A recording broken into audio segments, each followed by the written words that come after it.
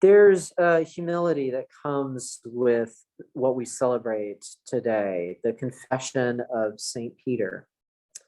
And we see it first in some of the words that we hear in our gospel lesson for today, in Peter's actual confession, in Jesus's words to him.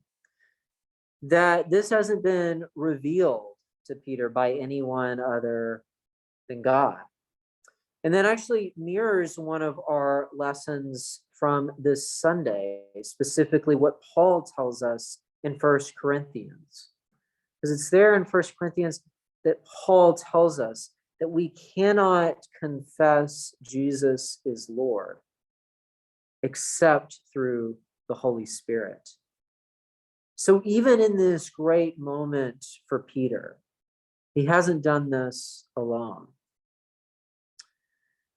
And shortly after this reading, we see what Peter does do on his own, because it's in that moment after this reading that Jesus starts to expound on who he is, more so than just as the Messiah and as the Son of the living God.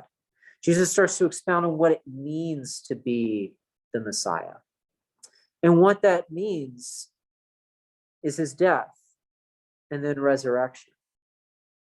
It doesn't mean a glorious, triumphant entry into Jerusalem, although Jesus gets to have that, albeit not on a war horse as many would have imagined, but on a simple donkey.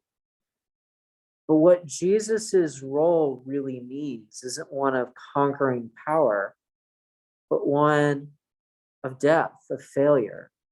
But then, out of that failure, new life, not just for Jesus, but for us all. Peter, however, doesn't understand this and goes and chastises Jesus for what he said. And it's then that Jesus says to him those famous words, "Get behind me, Satan." Peter on his own does not fully understand what it is that Jesus is really doing in this world. On his own, he doesn't really understand fully who Jesus even is.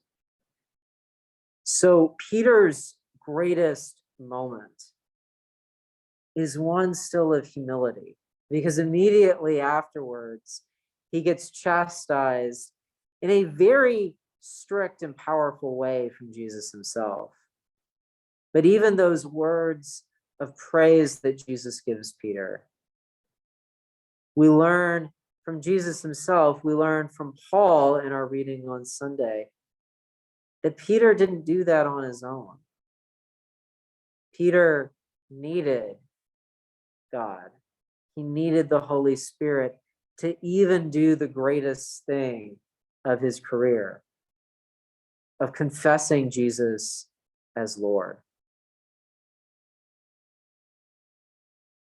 So for us, this is an important lesson. For us, this is an important thing for us to realize. We need the humility in realizing that we cannot confess who Jesus is on our own. But we also have the assurance that we are not alone in that.